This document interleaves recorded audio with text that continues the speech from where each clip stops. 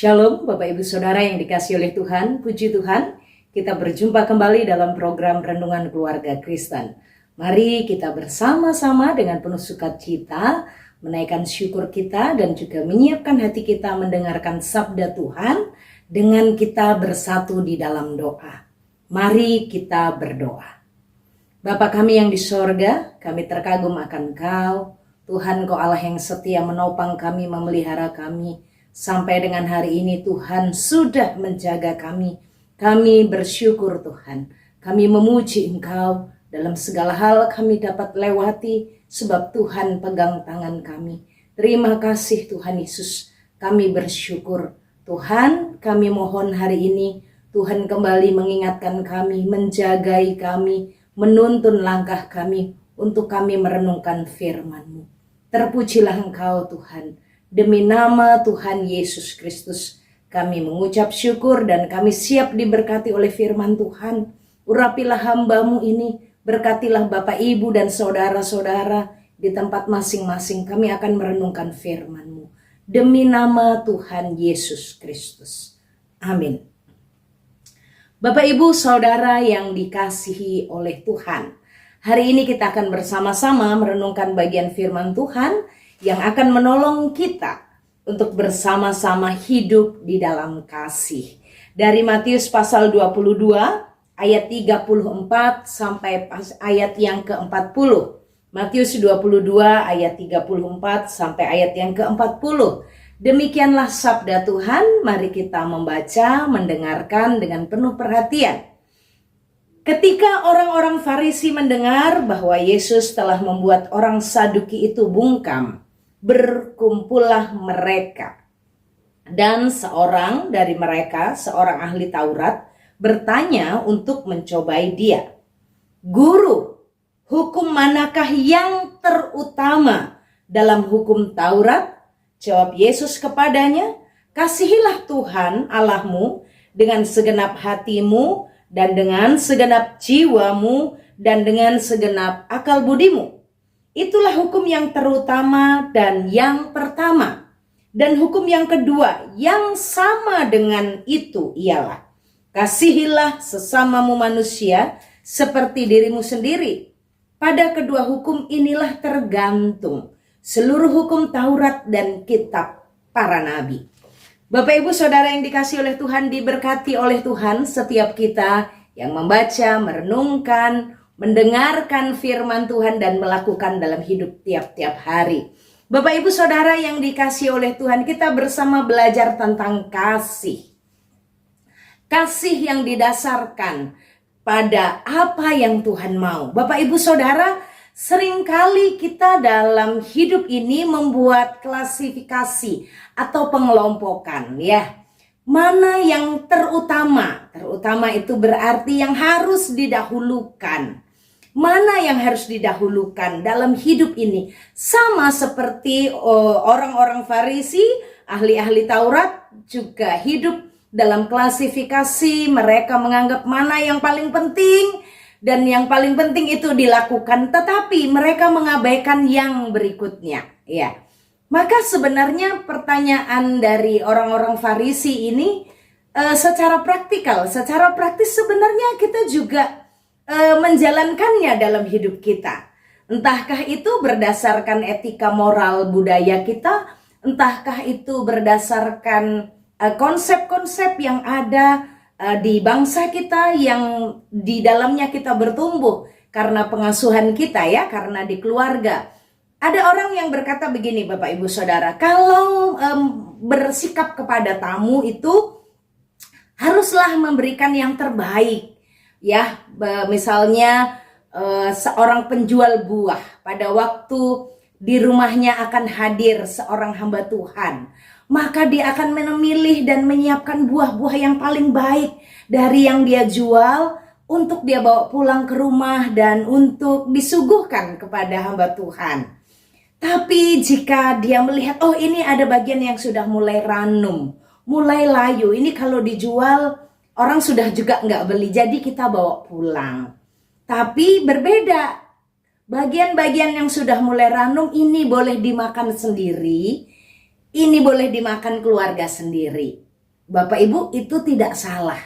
Tapi kadangkala kalau hanya masalah buah yang layu atau masalah buah yang tidak baik atau baik tapi masih kurang baik gitu, bukan yang terbaik, itu boleh diberikan kepada keluarga sendiri, orang sendiri, atau kadang-kadang seorang ibu ya, seorang ibu kalau misalnya berbagi makanan, membagi makanan di meja makan, pasti otomatis nih, yang paling banyak nomor satu haruslah suami. Next, berikutnya anak-anaknya. Kalau boleh bagian ekornya ikan itu ya, atau bagian kepalanya yang sudah nggak ada banyak dagingnya, itulah bagian mama-mama, itulah bagian seorang istri. Kenapa? Karena ada konsep give the best untuk orang lain, untuk orang yang kita kasihi, untuk orang yang kita hormati. Tapi untuk diri kita sendiri, wah gak apa-apa kan, diri kita sendiri bisa memaklumi, tapi jangan kepada orang lain. Bapak Ibu, ada sebuah perenungan yang luar biasa kalau kita mempelajari dari apa yang Tuhan Yesus katakan pada saat ada seorang ahli Taurat bertanya untuk mencobai Tuhan. Guru, manakah yang terutama dalam hukum Taurat? Manakah yang terutama dalam hukum Taurat? Karena ini berkaitan dengan apa yang mereka lakukan sebenarnya, tapi ini hanya tujuannya untuk mencobai. Tuhan tahu pikiran mereka. Mana yang terutama? Mengasihi Tuhan, lalu mengasihi sesama, lalu mengasihi diri sendiri. Jawab Tuhan Yesus sangat jelas.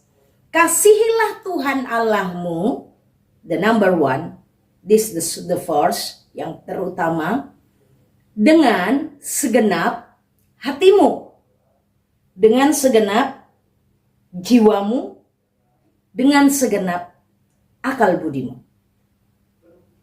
Bapak Ibu Saudara yang dikasihi oleh Tuhan. Tapi tidak berhenti sampai di situ. Tuhan mau mengajarkan kita ini orang percaya harus mengasihi Tuhan. Betul. Ini yang terutama. Dan bagaimana mengasihi Tuhan? Dengan segenap hatimu, dengan segenap jiwamu, dengan segenap akal budimu. Tapi Tuhan lanjutkan. Tuhan lanjutkan, itu hukum yang terutama dan pertama. Tapi hukum yang kedua, kasihilah sesamamu manusia seperti dirimu sendiri. Mengasihi sesamamu seperti dirimu sendiri. Tapi Tuhan katakan, ini statusnya, ini posisinya, hukum yang kedua yang sama dengan itu. Ini hukum kedua urutannya, tapi ini sama dengan hukum yang pertama.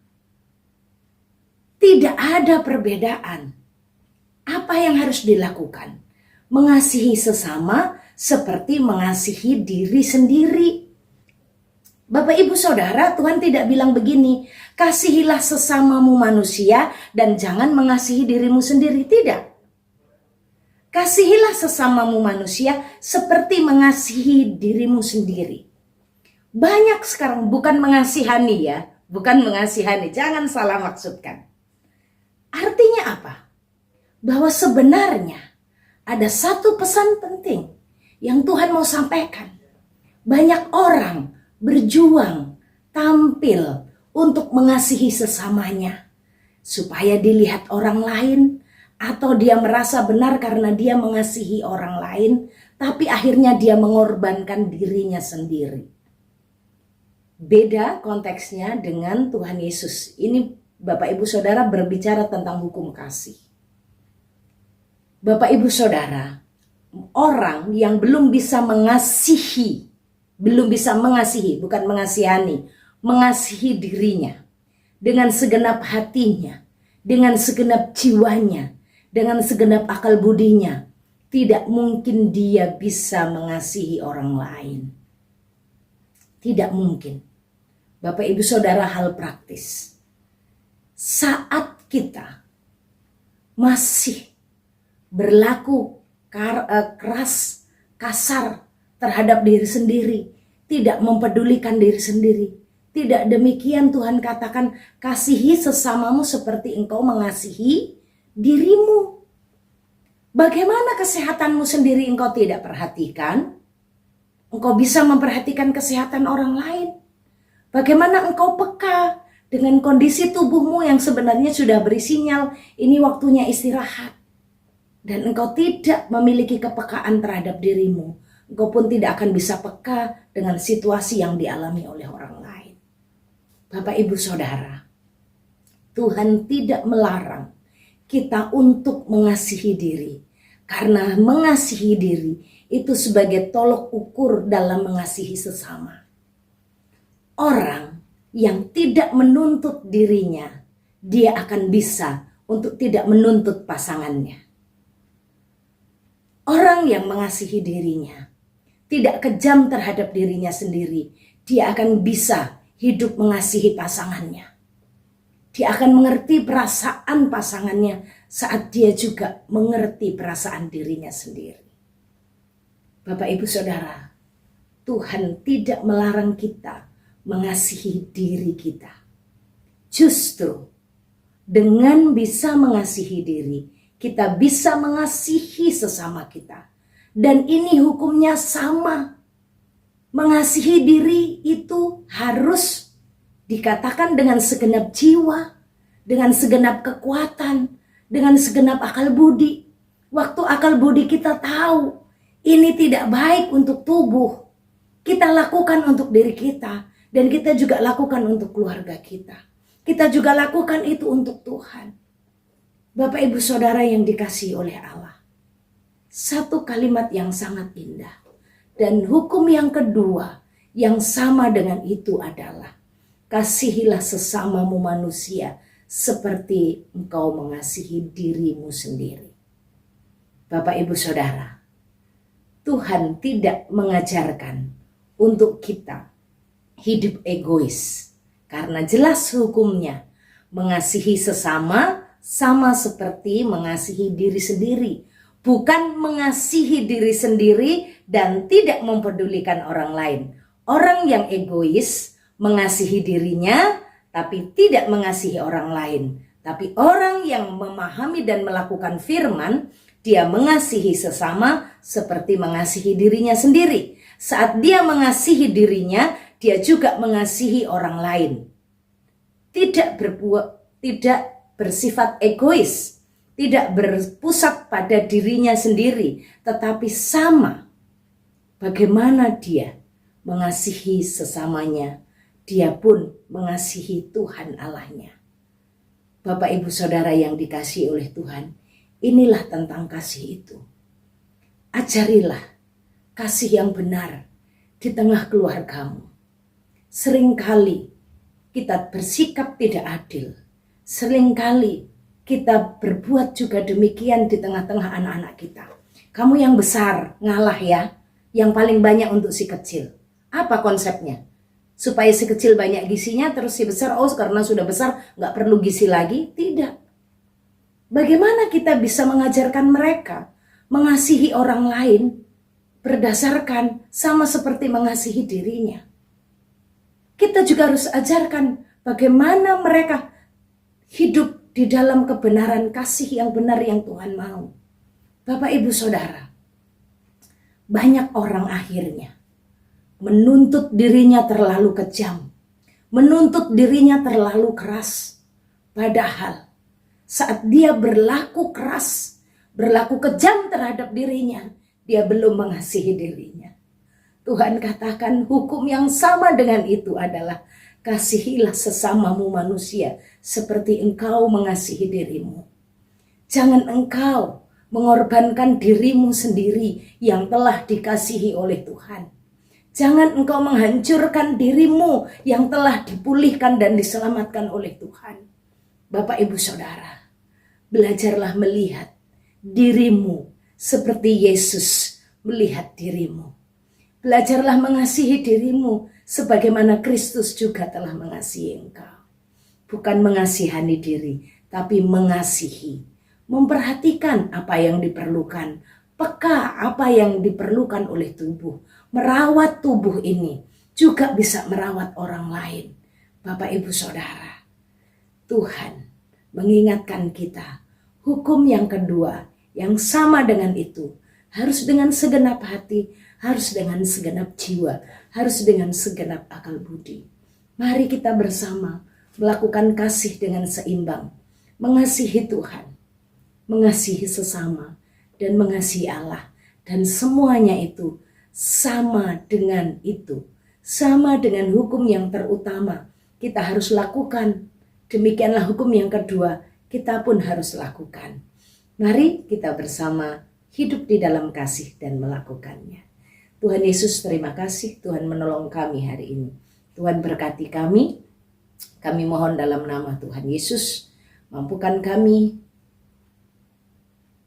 untuk mengasihi diri kami yang juga Tuhan kasihi.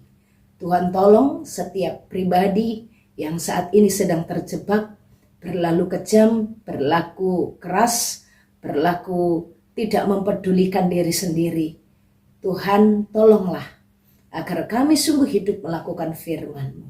Berkatilah kami Tuhan, tolonglah kami, demi nama Tuhan Yesus kami akan melangkah.